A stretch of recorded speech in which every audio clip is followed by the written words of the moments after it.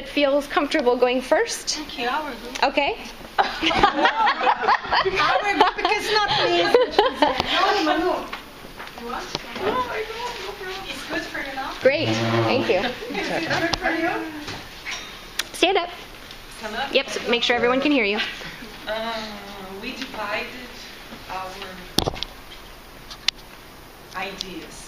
The first one, the grammar was explained based on real situations, encouraging the students talk about their lives to complete the conditional sentences.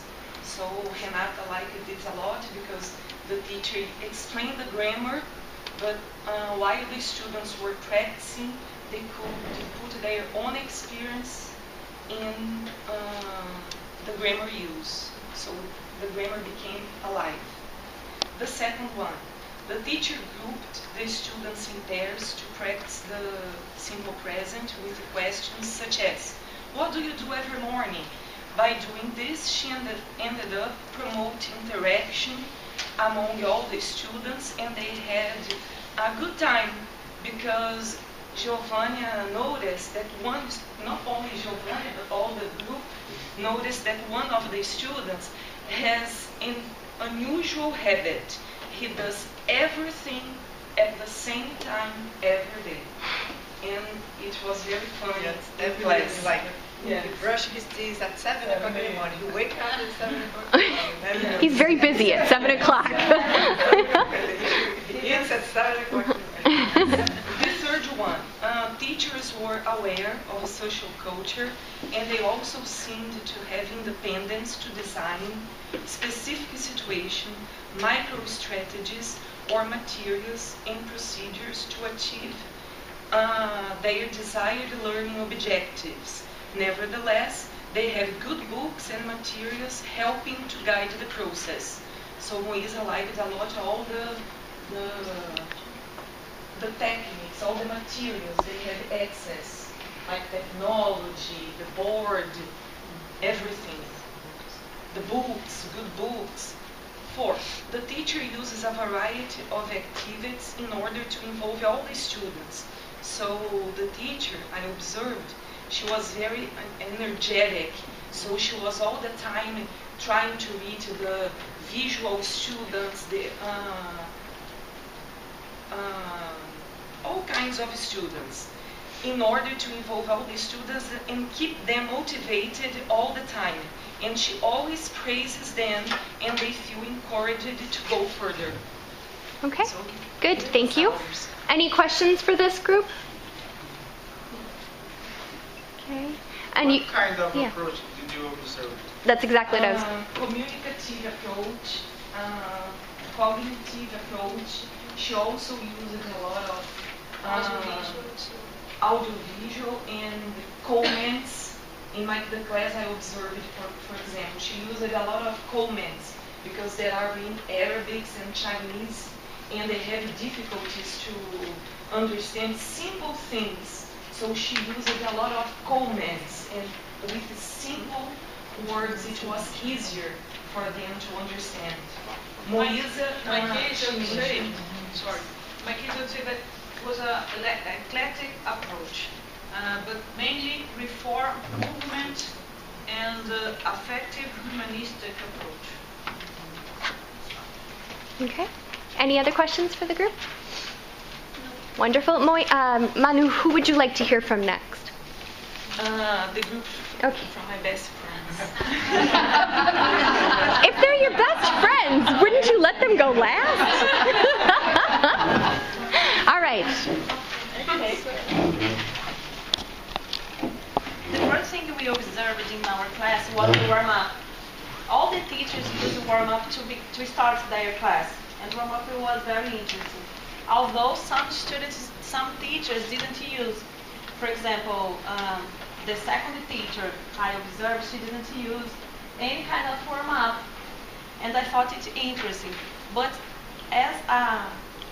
although I felt that she was a little bit nervous too, because our presence.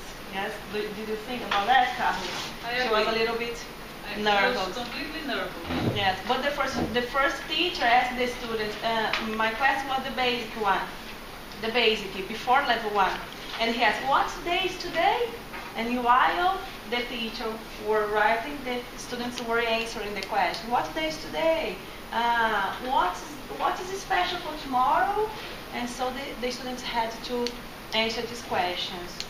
And the other thing that we thought it was interesting was to have in classes a box of cell phone. I think we should keep these in our classroom. A box, a cell phone box. Yeah. And I think that it would be interesting for us too. Another topic is to write on the board the day routine class. It was very interesting too for the students. For example, the teacher I observed, she wrote, think in English. The first topic, think in English. The second topic was scanning. She was using scanning method. The third one, follow homework instruction, homework information. So she wrote on the board before class starting, and then she started the class. And the other thing very interesting was extra activity every class. All the teachers we observed, she or he gave students extra activity, pad work, or a sheet of paper, or a game, a pad work game, videos. Yeah. Not just the book. They just opened the book in the middle of the class. Before that, just extra activity, pad works, small talk, these kind of things. And another thing that we would do as a teacher is how to show the students how important is the homework, because all the students that we observed, they did the homework. Yes, all the students. So we were wondering here, how do they do that? Well, first of all, you have students who are above the age of 18 predominantly. Yes, so they're no longer really teenagers. They are supposed to know. They're here voluntarily. Yes. I mean, they don't have to be here. And most of them are here for a reason, so there's already a lot of intrinsic motivation. So in that, it certainly is different from the population that you guys generally work with. So. Yes, Tell me one thing that you would not do. For example, what the teacher said as her last word today? Today? Yeah. No, do you remember? Yeah. You can get out. That means get It's out. okay. Get out. Yeah, it's okay. Get out of class. Time to go, huh? Yeah. Okay. I was scared. And the focus on pronunciation too. All the teachers focus on pronunciation, the spelling, the pronunciation from the students. And I think that they divide the class into listening and speaking, and reading and writing. Mhm. Yes. And so in the reading and writing, listening and speaking, in the listening and speaking, they focus a lot on pronunciation.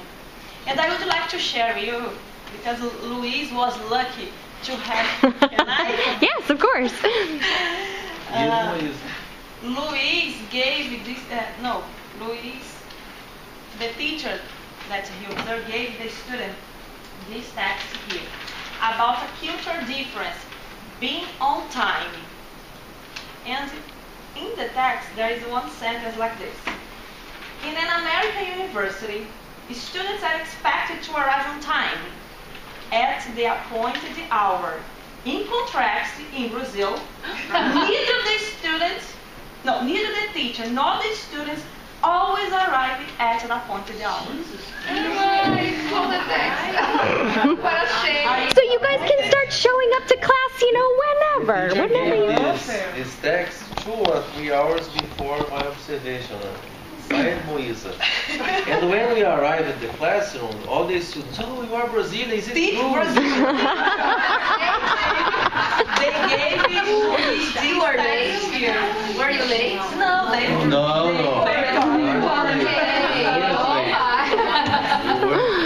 So, Okay, good. Any questions for this group? Wait, please. What did you say? We are not the teachers in Brazil. did you see that? Did you? I was- You did deny them, didn't you? Yeah. because some Any questions about, regardless of the Brazilians being on time or not on time, that's not really related to our discussion here. Any other questions for this group? No? No. All right. All right, yeah, Larissa, you may choose who you would like to hear from next, though. Okay. We selected some activities that work very well in the classes observed. Gonna take this until The first activity we mentioned here is the mirror activity for pronunciation. The teacher, to teach better the pronunciation, gives each student a mirror so they can see the open mouth and their muscles when they say, they try to make the sound. But first, the teacher gives the example and makes them repeat. And then she asks them to see the mirror. I think this is a very good idea. Depending on the class, of course, it will be a very good idea. Some of the girls would ask for the mirror and They can also just use their cell phones, because most cell phones have the reverse feature. So if you want to direct cell phone use and don't want to spend $50 of your own money purchasing mirrors, that's a good option. Yeah, that's a good idea. There is also a game of interruption. The teacher is supposed to give cards. Two cards, a pink and a green card. The pink card. two pink and two green cards. Okay. And the pink card means that you agree with the discussion. And the green card means that you want to interrupt and disagree and say something. And the one that has no cards, the one that has no cards first is the winner. Okay, so to encourage, like, not always the same person to be talking, right? Each person gets 2 cards? Yeah, each person. Okay.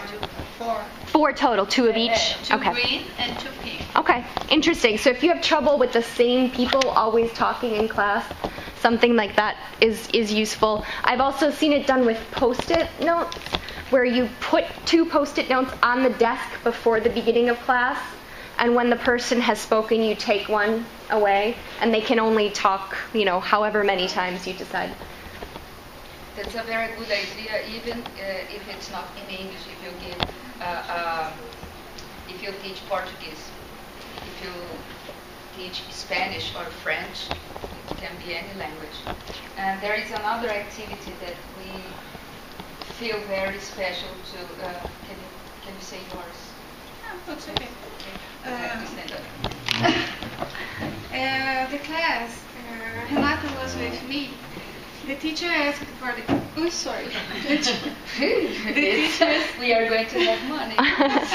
Filming. The teachers asked for students to make a text, and before the students start to write, they give the teacher gave them a lot of input of what he wants that they write. I thought that we thought that this was very good because what is important for students is to know what he will write, and he gave it. He gave all the details. He gave examples about himself. If he would write a text like what he wants, he gave all the examples, so it will stay very clear in the students' minds what they need to write. Okay. Was it? Good. Any questions for this group? All right, yeah, clear examples can always be very helpful. All right, and who would you like to hear from next, Telma? Okay, that would be that one. All right. Over there. Way in the back. Yeah, the red. You can't escape. The red group. Girls and boys.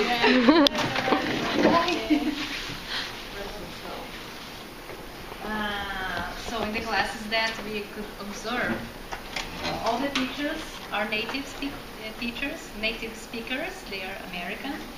And as you could notice, they use the similar approaches, the communicative and direct approach in all of the classes. The things that we think are interesting are the techniques, the technology that they can use as the smart board, etc. This is common here, all the rooms or almost all the classrooms, they have these technologies, but in Brazil we don't have it in all the classes that we go. And if we have a smart board, it's going to be one for the whole school. And it's here we think it's interesting to use, but unfortunately we don't have it to use too much.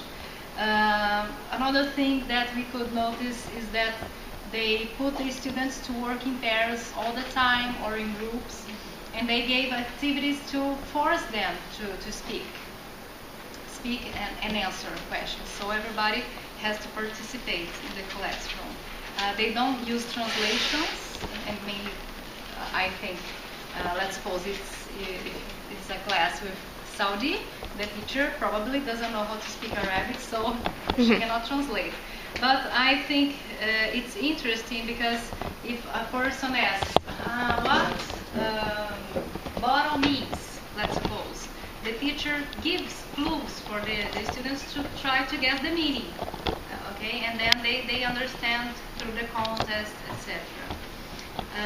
In most of the classes, they emphasize the pronunciation, okay, but the classes that I saw, I didn't see the teachers focusing on the pronunciation.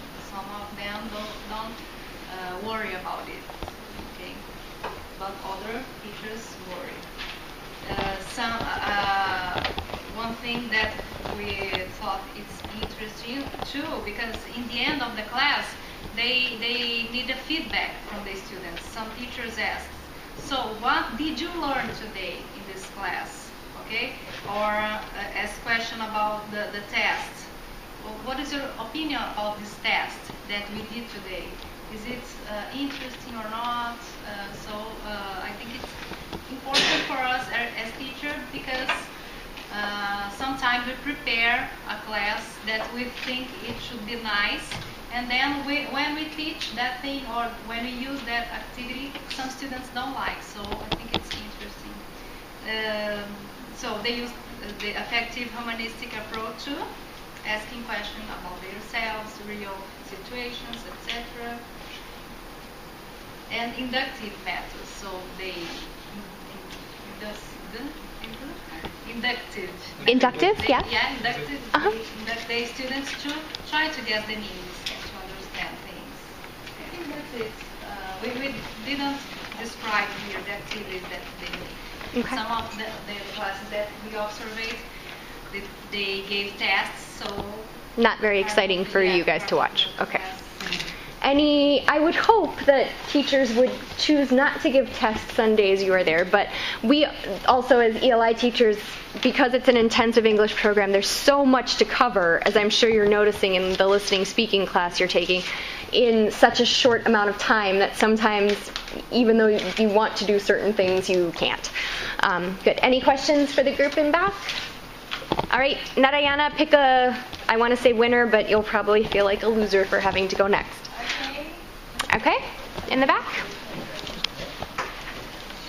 Okay, I observed some classes with Bobby, and during our discussion here, we realized that, first of all the teachers we observed as the homeworks, as Larissa said. Yes, I think it's quite important, and the students,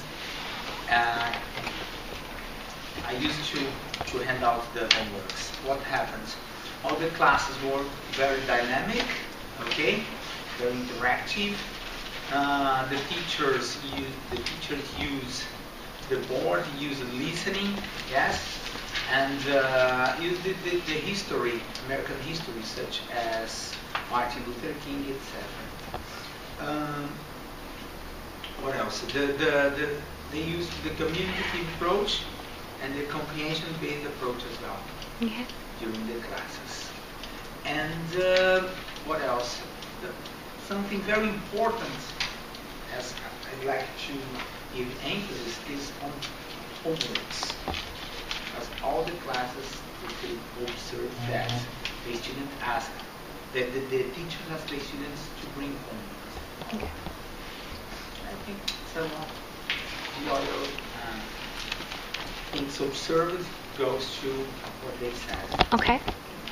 Any additional questions for that group back there? Hearing a lot of communicative approach. Yes. Okay. No? All right. Who's next? Carlos volunteering. All right. So Carlos, you're last but not least is what we always say, right? If you wish, you can. I thought you would be the last group. Our group, we were discussing, so we were talking in general about 3 topics. So the first topic is all the class has a communicative approach. So we see that all the teachers are dealing with all the 4 skills. So once they are talking, they are doing listening and speaking, and then reading and writing, but they are all the time having a communicative approach, all the time. Another point was the technology. So they have a lot of resources available for teachers, and I think that it's very useful because you can use smartboard, you can use internet in class, you can use many boards, and I was just wondering, I don't have board in my class, but I can put a piece of paper, and so when I'm moving around, I can use another board as well. I think that it helps us, because sometimes you can show something and you can write here, you can write there. So I was just thinking about that. We can adapt our class. So I think that is important for us. And we also see that the teachers are very dynamic, because as they have this communicative approach, they must emphasize activities that motivate students all the time, that helps them to talk, to interact with each other. So it was very interesting for us. Thank you. Does anybody have any questions? Questions? Yeah. I read here, classroom materials and activities often consist of authentic tasks and projects presented and practiced using segments of existing meaningful discourse. Do you think the material teachers use are really authentic, or are they brought from the books? No, in the class that I observed, they brought some authentic material. They helped the student to create, for example, a dialogue from how, suppose you are a cashier, suppose you are the customer, so you are ordering something, and all the students should stand up, and suppose they are working at McDonald's, and it was very nice, because as we are here and we are having lunch, going to dinner, we see that we pass for this real situation. We are in this kind of situation as well. So I think that it helps a lot. And I think, did anyone see a teacher that only used the textbook? No. Nothing else? No. Right. So it's pretty rare here to rely solely on the textbook. But as many of you are pointing out, we are also blessed to have a lot of technology that makes it very easy for us to give alternatives. So I think, there are 2 things that work there. Yeah, do you want? What I observed in these 3 classes, the basically 2 and 3. 1, 2, and 3, and Katja. Was 1, 2, and 3. That Rachel was 1, 2. So she used a lot of material, more than another one. Mm-hmm. Then I think this is progressive. Yes, she used a lot of activities. And yeah. Then she, the second teacher, she used a book a little bit less than the Rachel used. Okay. So but I think because of the difference, the first one was speaking and listening. Yeah. This one was reading and writing. Yeah. So and as you focus grammar, then she was progressing, you know. And what you'll start thinking about, now the one you saw today was another listening and speaking. So you can start to draw comparisons between listening and speaking classes and between reading and writing classes now as well, so that you're seeing both of them. Good. Any other questions for this group? I have one on for her, but for you. If you divide the class in listening, speaking, reading, writing, can you say that these abilities are integrated? Because it seems to me that they are separate. We're calling them separate things, but I mean, even in the listening speaking class, there is some reading and some writing, just like in the the focus is on one or the other, but they're always all working together. Yeah. Thank you. All right. Can I say? Yes, you may, I believe, unless there are any other questions. Okay, last group, last but not least. Well, I guess everything has been said. But we could notice one thing. Besides having all the technological apparatus, they also have something really, really simple that we had an example. The second class we watched, posters. They have a lot of posters around the class. So there was a student who asked something, and then the teacher went to one of the posters and pointed and said, "Oh, you're using this." Remember Maisa and Larissa? Yeah? And they use a lot of communicative approach, etc. But also audiolingual, audiovisual, and they have a lot of flashcards. They have a lot of things that we have. But most of the time, we do not pay attention to these minimal things. We have a lot of things to help us work with. But they are not at hand. When you think of, hey, I forgot about that. And another thing, they always write the date on the board. Because we watched basically basic classes, and they are always talking around dates, around the day, today, tomorrow, the day after tomorrow, yesterday, the day before yesterday, etc. If we are talking about these things, these are real things. Today is today, tomorrow is tomorrow, yesterday is that. But it happened. So if everything happened, or is going to happen, or is happening, it's worth talking about, and it's real life.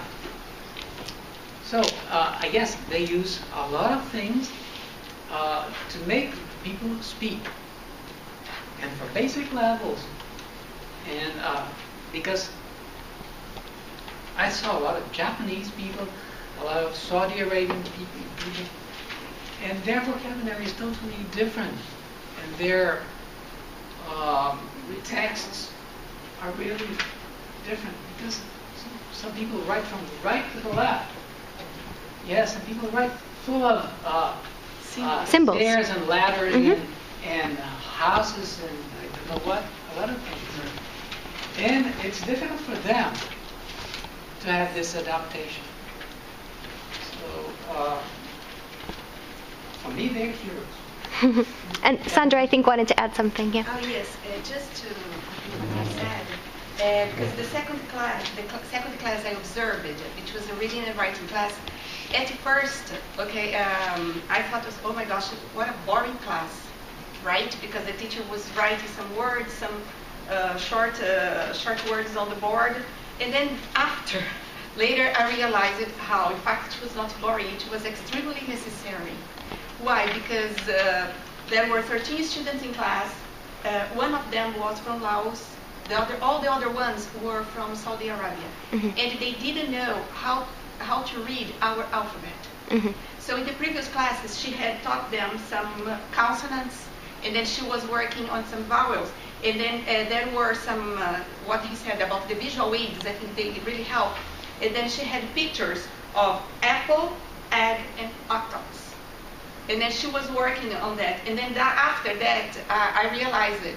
So sometimes we say we have to use the communicative approach. We have to use the oral lingual. I don't know. But sometimes we just have to use something that at first can be, or seems to be boring, but it's extremely necessary. We need the practice. So I think the focus depends on the needs of your students. Yes.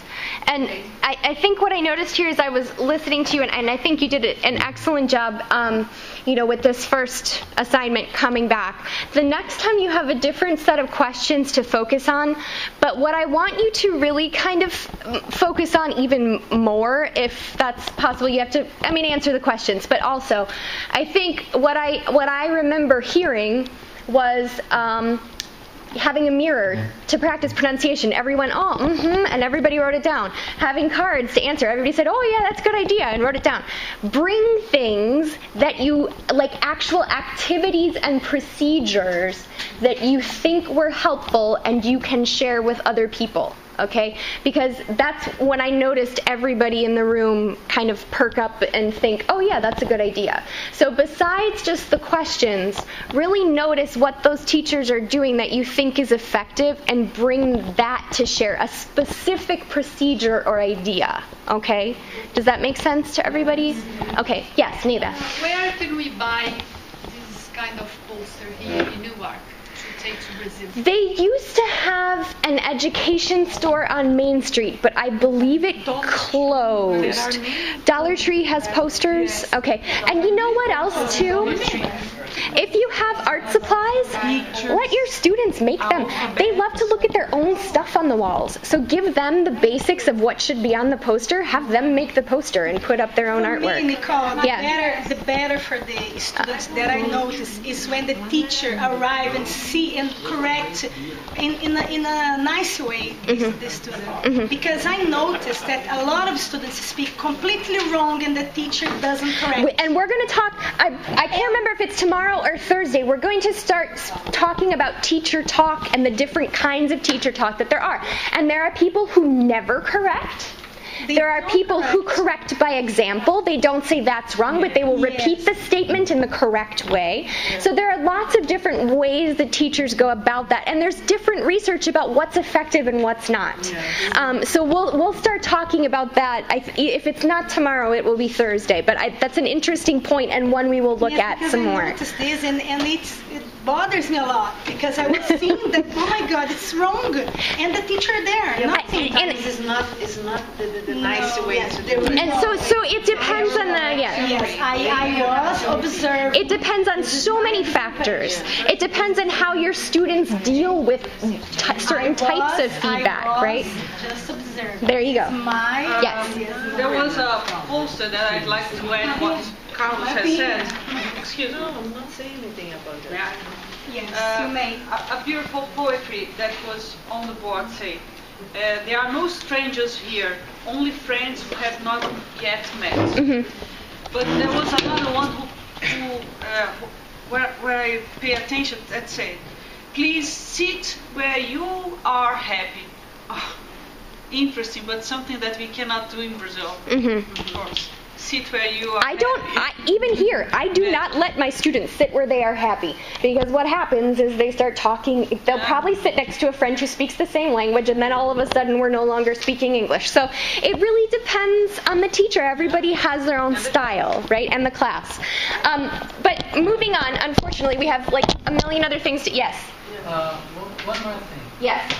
So we as teachers, we make a lot of mistakes while speaking. We're here to learn. We do the same thing. We're humans. Born to make mistakes. So we're in the same situation as the students we have. So do they have the right to make mistakes? Yeah, they do. Yeah, of course. I think she was just saying it was a little strange to her to note that some teachers don't make explicit corrections. And that's certainly true and depends definitely on the person's personality and on the personality of the class as well. So moving on to the next thing, as interesting as that was, Hold on. So we're going to move next into talking about syllabus and curriculum, and we don't have a lot of time left today, so this part of the discussion, we might have to take some of it into tomorrow. But this was the chapter that you were reading for homework, was about syllabus design. And I just wanted to get a very quick opinion of what you believe, your thoughts, ideas, and opinions on the curriculum minimo provided by your state and or city. And here's what I would like you to do.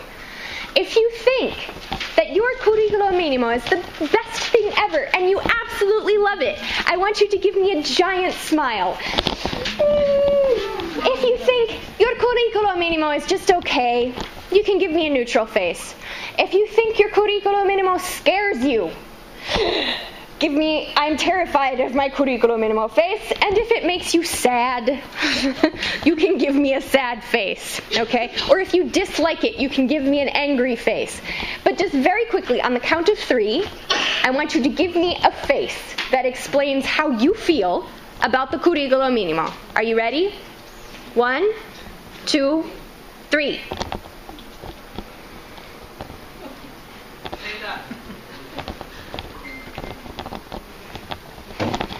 Probably not the curriculum. I got some confused. I got a number of confused, which I didn't even put out there as an option. But, you know, I saw probably at least 5 people who appear to be confused by what their region has given them. So how, you know, and I looked at a lot of different ones. People sent me different examples from different regions and cities and what have you. How does the effectiveness of the curriculum minimum get assessed? Do they ever look at, is this working for students and teachers? If the student change the school, it's important because the same curriculum for the city, you know? Oh, their parents are moving to another neighborhood, and they are. But as a matter of fact, nobody follows. It's very difficult to follow the curriculum. I'll give you an example. On the 6th year, once I tried to teach the fruits and the professions. And in the schools, it was a very poor school, and they didn't know plum, strawberry.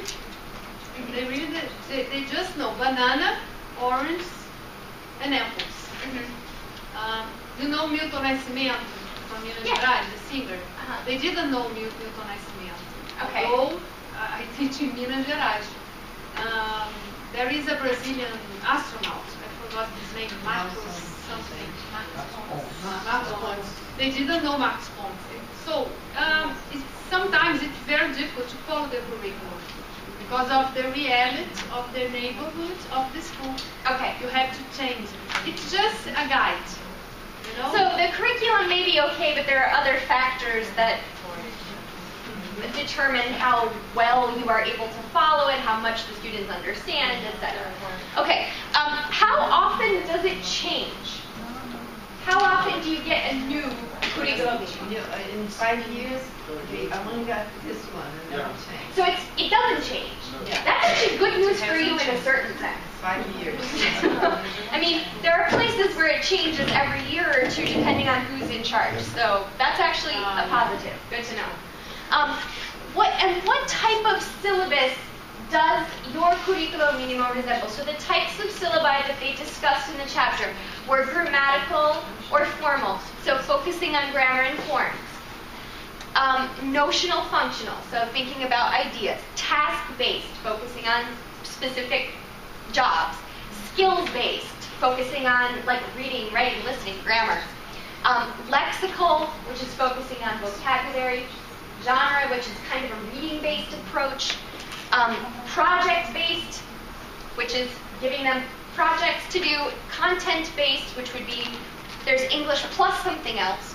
And then negotiated, meaning if there's no set curriculum, you sort of decide together and work through it together. Do you have a feeling on what your CM, your curriculum minimum mostly resembles? Yes, what do you São think? Paulo, for example, I think it's more test-based. Test-based. Test-based and skill-based. Okay. And project-based too. Project? Yes, sometimes you have, depending on the But not the regular public school. Yeah. Depending on the subject. If it's history or Portuguese. We are talking about English. Let's just stick to English, Yeah. Well, let's just talk about English, yeah. In English, it's skill and test. Skill and test-based, okay. I would like to add some other syllabus to what they said. I think that the genres are one of the syllables that genres are one of the syllables that is emphasized. Specifically in the reading, though, typically, isn't it? Don't you get most of the genre-based things in the reading skill area? What I noticed as I was going through is that you seem to have tasks within the skills. So they all seem fairly similar in that it would be like first bimester, reading, here's what you have to do. Listening, here's what you have to do. So it's sort of a combination, at least what I noticed, of those two things. So what we're going to start looking at as we go forward, and we probably won't have much time to do this today because we only have 20 minutes left. The other thing that we want to consider is this enactment versus implementation. Did you understand the differences between those two things, enactment and implementation, from the book? What's an enactment view of curriculum and syllabus design? The planning and then the producing. Yeah, and what affects the planning and the producing? How does that change? What is enactment? That's what she's. Well, let's start with implementation view. What's the implementation view of syllabus and curriculum design? Did you understand that? No? Implementation is like your government gives you a curriculum and says, go do this. Yes. If it doesn't work, it's the teacher's fault. If it doesn't work, it's the teacher's fault. Nothing changes, blah, blah, blah. Okay. Enactment is that the syllabus and the curriculum is informed and designed by the experience of the teacher. Okay, so most curriculum is implementation view. The government says, here's what you're going to do. Go, bye, have fun. Yes. What you tell me is not going to change what you have to do, right? Enactment is very rare. Okay, it's pretty rare that teachers have the sort of control over what they can teach in the classroom to be able to change things at that level. Okay, but with that said, I think there are ways that we can kind of start to work around those things, and as we look at individual syllabi, that will help. Most of the time, we have to do the other way, not the way the government wants. Because it's impossible. Why? The curriculum minimum is not the same. For example, they give us the book, we adopt a book, and then we see that they don't match. So that's one factor that can influence how effective it actually is, right? What are some other factors that might make it, so this is what we're going to talk about now, and I'm just going to give you maybe 5 minutes. Talk at your table about what you believe the factors are that make it difficult for you to teach or cover the items that are outlined in your curriculum minimum. Okay, does that make sense to everybody? So just have a quick chat at your table. What makes it hard for you to get through the material that is listed there? What's the challenge? Okay. All is based on gender. So it's difficult because many times the students don't know, they are not used to read newspaper. So you have to introduce how to read a newspaper, not only to read in English. They don't read the newspaper on the backside. And we don't have material.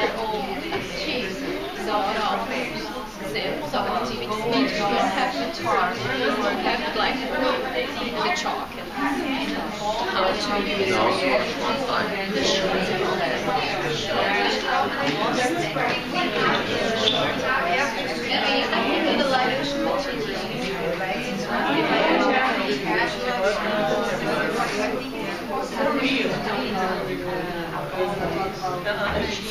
skill based, and there's things that we have to prepare resume. And once sometimes I can take things. Sometimes I take some things from there, and I think it's also rather interesting. And we have a side. Also, third grade, high school, stay prepare our resume.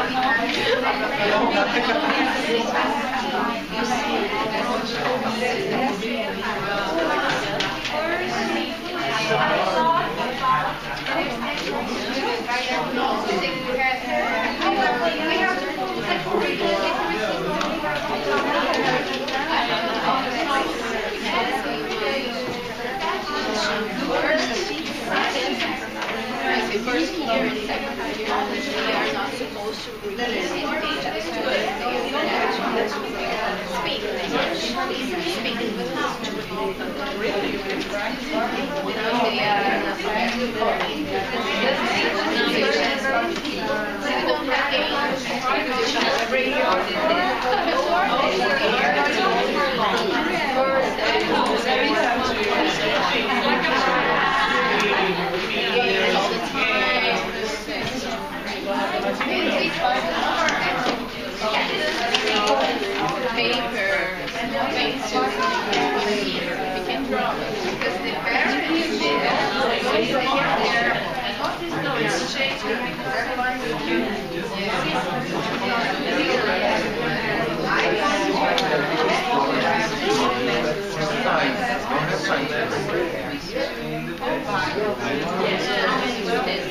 It's great when you read and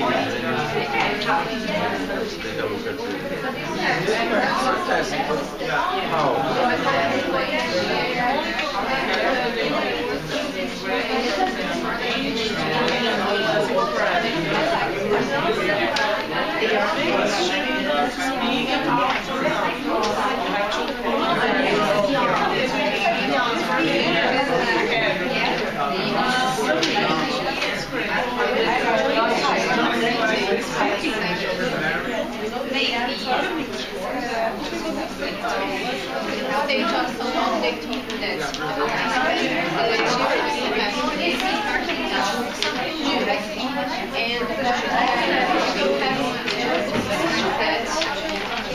about the separated.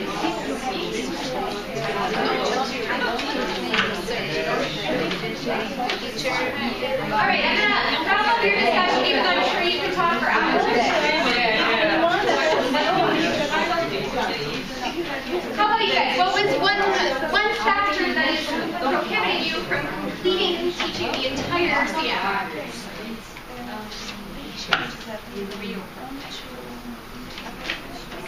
You have one? What is one factor that is preventing you from teaching the entire curriculum course? Time.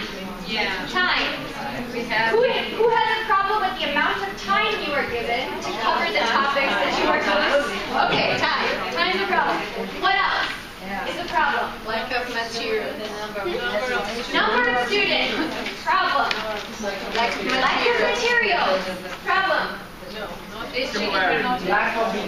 Lack of interest by the students. Yeah. We had a workshop and the professor said, English is the most important subject because English teaches other subjects. In Brazil, it's just the other way around.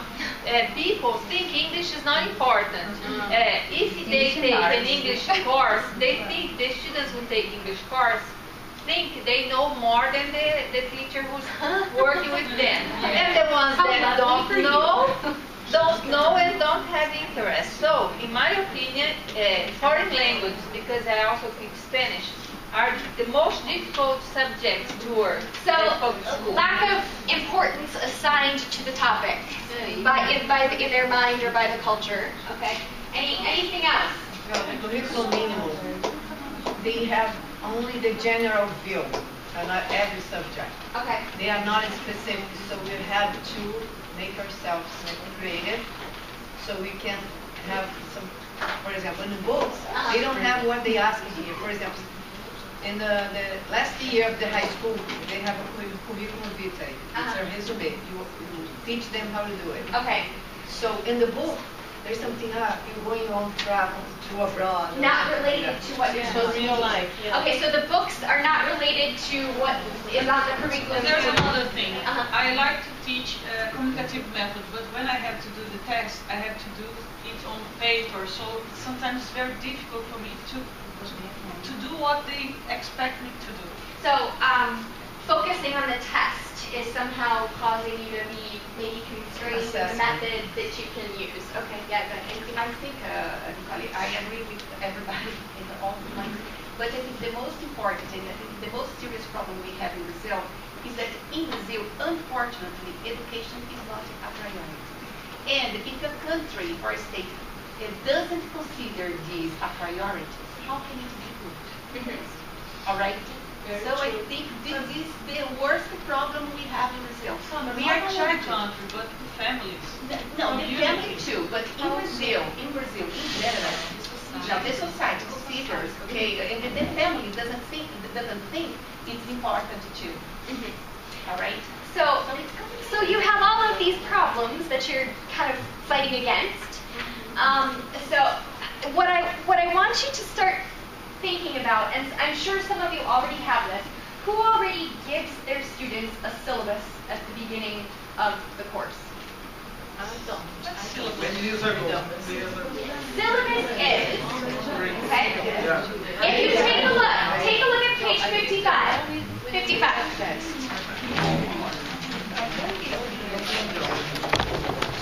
We are obliged to. The first day of the first week. We are obliged to also here. Yeah. The first week, all the teachers must give it. Yeah, and then they ask the students, the coordinators ask the students, did your teacher give you? It's the same at the university level here, but not at secondary and primary. So basically, if you see on page 55, there's a very simplified example of what is on a syllabus. The name of the course, well, yeah, of course. A brief description of the course, what the course goals and objectives are, the assessment scheme, so how are the students going to be graded and assessed, what materials are going to be used, and an outline or timetable of the course. Now, these are the things that I basically gave to you on the first day. So if you're looking for like a kind of example, you can use that, but there are also examples in this chapter of different classes and levels. So what I would like you to do... But this, for example, I do this, we do this. In our book, we call this a diary. Okay. We have to read what we are working, why we are working. I do this, and my supervisor, she sees. Okay. Do your students have to see it? No, they don't have to see it. It's not asking it. Remember? They should. They probably should.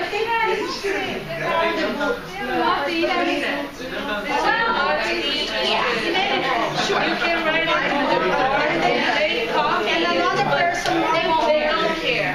But what we do is the focus on the test. Okay. Have to. So you have to tell them what's going to happen. Yeah, and they have to get it written and give their parents, this is what you have to do. Okay, okay. So you do have to provide them with the list of things that are going to be on the test? Yeah. Yes? Okay. So what I want you to start thinking about is, regardless of whether your students care or not, because chances are they won't, apparently, it can be very helpful to sort of provide you with a larger idea of where you want to go with things. Yeah, this is planning, we do that. Okay. For the school, for the coordinator. So you give it to your coordinator, your supervisor. Yes, and the coordinator goes, Okay. give to another person more important that goes to school. Okay. So what I want you to do is, for next class,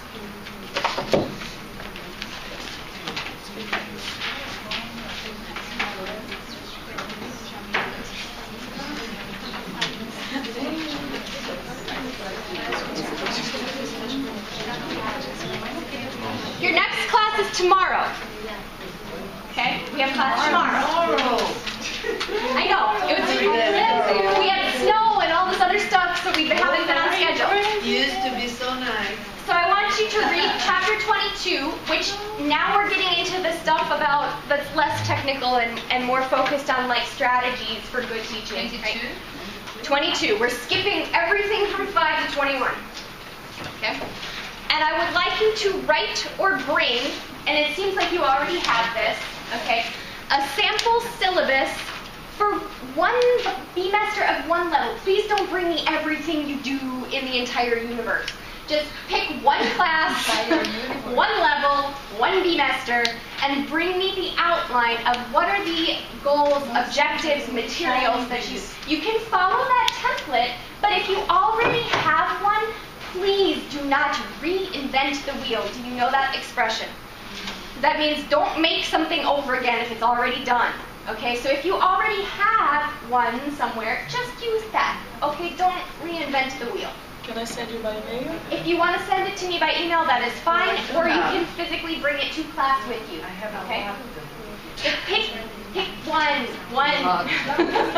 Okay? Pay attention. Okay? So tomorrow's chapter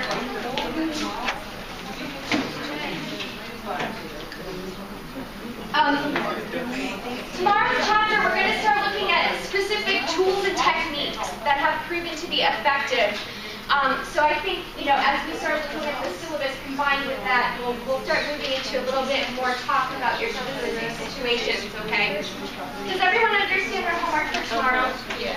Okay. One thing that doesn't fit anywhere else that I want to talk about real quickly because we have 2 minutes left. Professor, Yes. I'd like to make a comment. Okay. Now, most teachers in Brazil teach, they say, this is the translation, and they bring with them dictionary, and they are the dictionary. Now translate. Most of them do like that. Okay. Not us. For example. Well, that's why you're here. That's why you're here. That's why you're here, because you're good teachers. Oh, but for example,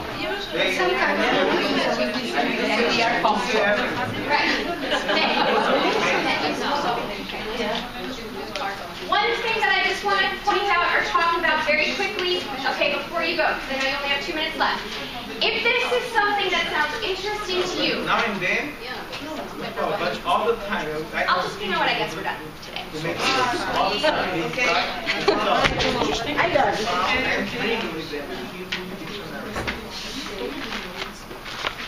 Do you want to listen to this? Yes. Okay. Please. Open syllabus design, which they call negotiated syllabus in the text.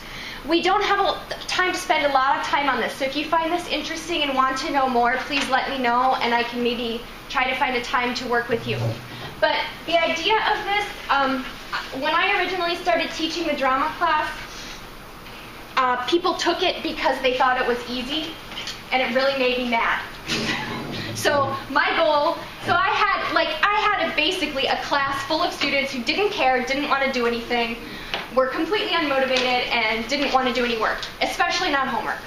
So my goal over 4 years was to figure out how to make it more interesting, more relevant, and make them take it seriously. And one of the things that really helped was open syllabus design. Now, I have no control over the outcomes and objectives that I have to teach. As a level 6 teacher, I must teach certain outcomes and objectives that the ELI tells me I have to teach. Okay? But what I do with my students at the beginning of the session, which might be something that gives your students a little motivation because they feel like they have control over what they're doing, how they're being graded, and they also, for some reason, it seems to give them a weird sense of internal responsibility because they picked it. I give them what the objectives are, and I have them rank them in order of how they feel, what they feel they need the most work in, what they feel most interested in, where they want to spend the most time. And even though I can't change the outcomes, I can spend more time on things that are more relevant and interesting to my students. Okay? So I allow them to rank these objectives and outcomes to see what they're interested in. And then in order to assess those objectives, I give them control over which projects and activities they want to do. So I don't just like open book it and say, what do you want to do? Because that's like asking for, I don't know, disaster. But by giving them a selection of things that touch on different intelligences and different interests and allowing them to select what they want to do, it somehow seems to motivate them a little bit more because they feel like they have a vested interest in it. And then whatever they pick is what they do, what we do. I go with it. Okay? So if you're having trouble with motivation, sometimes giving them some input in what you're going to do can do at least a little bit to cause them to be more interested in what's happening. Does that make sense to everybody? If you want more information about how this works, please just email me. I'd be happy to send you this sheet or anything else that I have about it. But over the years, I found involving students in making the classroom rules, makes them feel more personally responsible for following them. So anytime you can give them choice, is just a way to make them feel more involved in what's happening. So just my opinion. Questions? Okay, so read chapter 22, bring a sample of just a piece of one class syllabus, okay? And I'll see you tomorrow. All right. Okay. In Portuguese, right? In English. You can bring it in Portuguese. It's okay. Yeah. Don't reinvent the wheel.